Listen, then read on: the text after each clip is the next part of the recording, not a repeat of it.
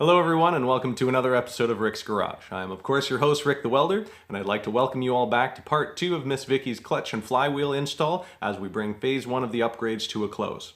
Last episode saw me remove Miss Vicky's transmission. Here's a link to it in case you missed it. Now that it's out of the way, let's jump right back into the action.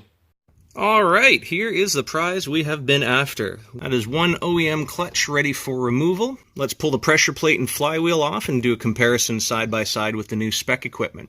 Also, just as a heads up guys, you're going to need a 10mm 12-point socket, and that is going to be removing the 6 bolts that hold the pressure plate onto the flywheel.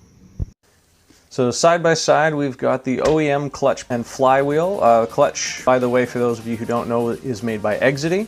And then we've got the aftermarket Spec 2 Plus clutch with the proprietary steel single mass flywheel. So the factory unit is a dual mass. I'll see if I can find a link to a video explaining the difference that I'll put in the description. Overall, they look very similar. I think the big difference is that the fingers on the pressure plate of the aftermarket one are obviously a fair bit stronger than the factory one. I've heard of guys slipping their clutches with just even a stage 1 tune on it without any actual modifications to the car. Whereas, as per Spec's website, this thing's good for something like 370 foot-pounds of torque. So I think this will hold up just nicely. The other cool thing about this, and the reason why I went with the 2 Plus as opposed to the 2 or the 3, is the 2 Plus is still a full disc as opposed to the puck style. You just have small segments of clutch material. It just makes for a little bit more of an aggressive clutch, but not so friendly for daily driving. So a couple tips for you guys if you do your own install.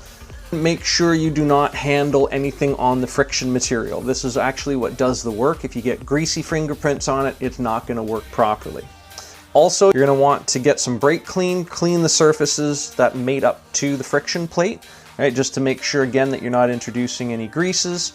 And as well, when you're putting all your fasteners back together, put a dab of blue Loctite on the end. There's absolutely nothing worse than nuts and bolts coming apart inside of a transmission rattling around. It just makes for a big mess. So unfortunately, the clutch pack did not come with any torque specs, so I'm going to go with the OEM torque specs as per Honda, and that is 91 foot-pounds for the flywheel and 19 foot-pounds for the pressure plate. Okay, so I'm going to go grab the Loctite. Let's throw this on the car. Now it's super important, especially with something like a flywheel and a clutch, to make sure that it's torqued down correctly, so that way the flywheel sits flush against the end of the crankshaft, and you don't have any issues with the friction plate spinning all screwy by comparison. Okay guys, I wanted to show you this real quick so I can outline a bolt pattern for you.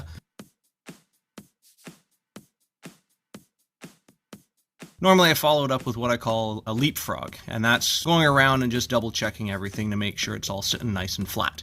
Once I've got the flywheel cleaned up and then the pressure plate's bolted on, this is going to be the torque pattern for the pressure plate. Alright, that's about it guys, and basically everything goes back in the reverse order that you saw it come apart in. For those of you who have never done a clutch job before, you might be wondering what this funny looking thing is that'll come in your kit. Now, this is called a clutch alignment tool, and it shares the same size and shape as the input shaft on your transmission. The way it works is the friction plate will match the splines on the tool as it gets inserted into the back of the flywheel, just to make sure everything stays lined up. The reason that's important is once the pressure plate's installed and torqued down, it's going to create such a clamping force that the friction plate is not going to be able to move, and you're going to have one heck of a time getting that transmission to engage into the spline if it's not lined up with this tool. So before we wrap up, I wanted to cover the replacement of the throwout bearing, or the clutch release bearing, whatever you want to call it. So what we're looking at here is on the inside of the transmission bell housing. The clutch slave cylinder mounts on the side here, and when it actuates, it moves this little fork back and forth, and this bearing hits the spring fingers of the clutch, which actually flex, which disengages the clutch from the motor. So this bearing is actually making contact with the pressure plate, and eventually it will wear out. Now the car's only got 13,000 kilometers on it, so it doesn't necessarily need replacing, but the clutch kit came with a new release bearing, so might as well put it in for the amount of trouble that it'll cause if it does fail. To remove it's actually quite simple. There's a dust boot on the side of the transmission that gets popped out, and essentially you actuate it and then just pull up till you hear a click. Disengages the spring and the clutch fork comes out freely. So what you want to make sure is that you've got a nice amount of grease on the pivot point of the fork. What I'm going to do, even though there is some grease there, I'm going to replace it anyway, because again, since I'm here, I might as well.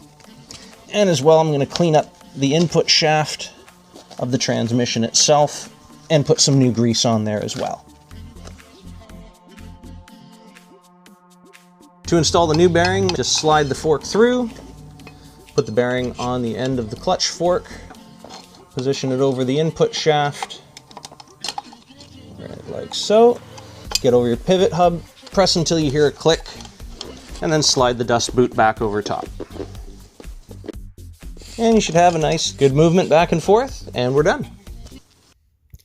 Okay, to fill the transmission up, that is the bolt that you're going to remove. It's the same as the drain plug, just a 3/8 extension fits in there. This one here, you want to give that a little wipe before you pull the fill bolt out. You don't want any crap getting inside the transmission. So I'm going to be filling this back up with some AMSOIL Synchro Mesh transmission fluid. I've been reading some really good things about this, making shifting smoother and just the whole operation Better than factory. So I'm going to use what came out to measure out what's going in. Manual says it takes 1.9 quarts. I've been hearing a couple of different variances here and there.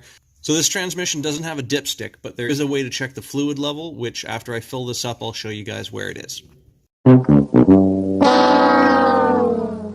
Sorry guys, but the footage of me showing you where that check bolt is didn't turn out, but that's the 10mm bolt there on the left, and this is the area on the transmission where it's located.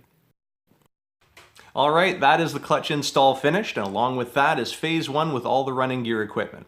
I don't know about you guys, but I cannot wait to get cracking on phase 2, because that's when the real fun begins, when we start adding some power. Unfortunately, phase 2 is going to have to wait a little bit, because as per the instructions, we need to give about 800 kilometers of boring everyday driving for the clutch to break in and make sure that all the surfaces wear correctly. But don't worry guys, I've got some content for you while we're waiting for the kilometers to rack up, so make sure to hit that subscribe button for instant notifications as soon as a new video is available, and as always, thanks very much for watching.